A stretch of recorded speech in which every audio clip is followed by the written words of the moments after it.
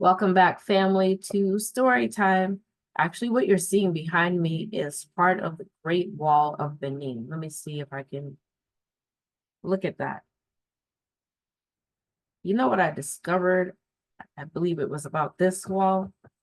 It was even larger than the Great Wall of China. And it was Black people who built that Great Wall of China. Who knew that? You know, they talk about being able to see that Great Wall of China from outer space. So I know they can see this wall from outer space as well, because they can see things that even if the entire structure is not there, they can see the imprint. But we've I've never heard them talk about any massive structure, you know, in sub-Saharan Africa that they can see. So again, we have to we're supposed to be the ones to tell our story. So when we embrace ourselves, come back to own our identity, when we own our identity, then we begin to tell the stories, because those rocks, those stones will speaking about continuing to speak about the creek and what I was seeing alongside the river. That the stone with the tortoise head looking up, that was a real stone. That wasn't like a manufactured stone. But interestingly enough, on different days that I went down there, see, at first I didn't think there was any, like, it didn't seem that like there was any life in the water. And then gradually I began to see, oh, wow, there's a school of fish. I was going down there a lot and didn't see any school of fish, these little tiny fish. But I began to see it. And I'm like, where did these things come from? And then I would see a little serpent, a little snake, not little, was actually pretty long. And the interesting thing was I wasn't even afraid. That was odd. But can I tell you, several times that I went down there and I would see the snake, I would see it up against the waterfall wall where the water is falling over, and I could see that it liked to feel the water on its skin. And I would watch it move from the waterfall over all the rocks there. It would move over to that tortoise looking shell, and it would crawl straight up the back, right up the middle. I have pictures. I have pictures right up the middle of that tortoise shell, and that thing would line up like this. And you know, I said the tortoise shell is like the rock. Its head is up, right? And that snake, that serpent, right in the middle of it, and all it was showing me alignment with nature of all the rocks. And it wasn't just one time. That was several times on different occasions. And there'd be days I'd go, and I thought it was the only serpent in the water, the only snake in the water. But then I'd be surprised because I'd go back some months later and I would see two or three. I think the most I saw was five, and you could tell that two of them were a regular size and the others were of different sizes. So you could tell that those were the children. But how about one day I went there, and at the edge of the water, there was a branch, a big branch sticking into the water. But the big snake was sunbathing. That's what I call it, laying out on the stick. And then I saw one of the little ones come right up behind it, and it touched its tail to the back of the snake, like the snake didn't want to be bothered, and it kind of did like this, and then came down off of the branch that was in the water. It went into the water.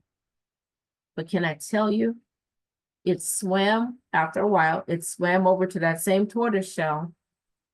After a while, the little one swam over to that same tortoise shell. Now the big one was up there with the tip of its head, holding its head up, well, the tortoise is already like this, but the big snake moves right into the center of that tortoise. And I got pictures of that from before, but this time the snake is holding its head up like that.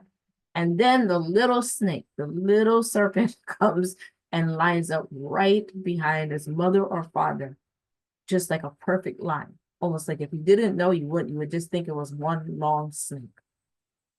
What is the likelihood? Another day, a stork. There are no storks in this area. Storks, I even looked up where storks are native to. You can look it up. I don't remember, but it's nowhere close to the East Coast, Washington, D.C. area.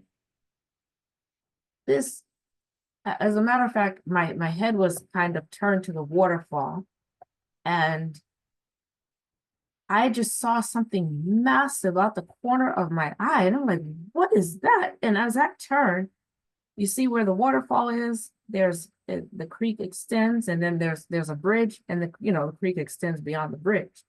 On the other side of the bridge, there's what I caught a glimpse of was a massive bird, and its wings were flapping down as it landed. So I saw it just as it was folding its wings, and the wingspan to me, it was like 10 feet. It was huge. I don't even know, I would be like 10, 15 feet, but it probably was like 10 feet with the wingspan all the way out. And so, of course, that startled me, right? But I had had so many incredible experiences like what I'm sharing with you right now. This one, my camera was so full, I couldn't even, I tried to take a picture. I couldn't take a picture. But what I was able to do was to go Facebook Live, though. And so I was there for like a whole hour.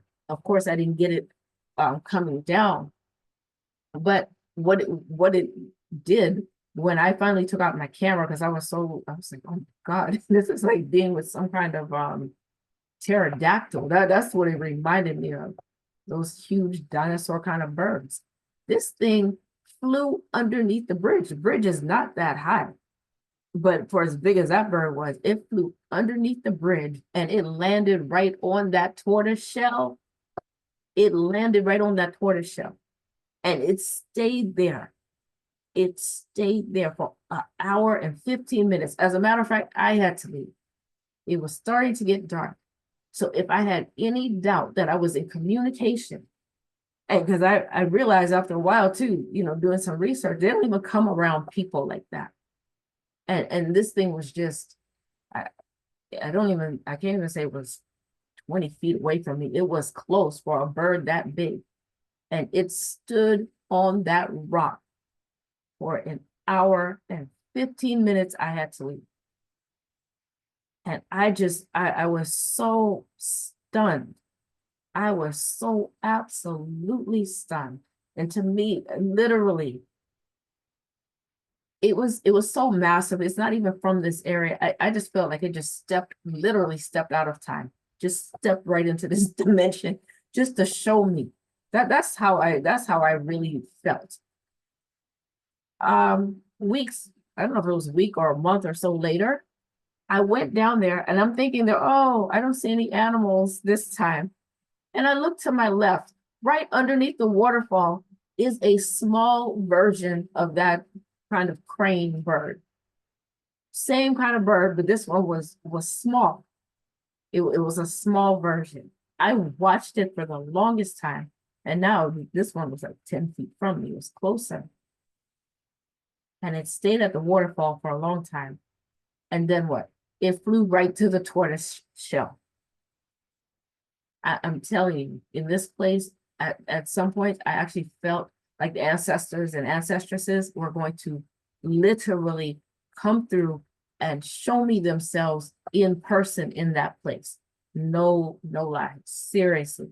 I had seen, and that's just a little bit of what I see. We have to reconnect with our natural selves. We have to reconnect with nature, because when we're surrounded, we have this much support, and we know who we are. There's no way we can be dominated by our open enemy. I will see you in the next Storytime video.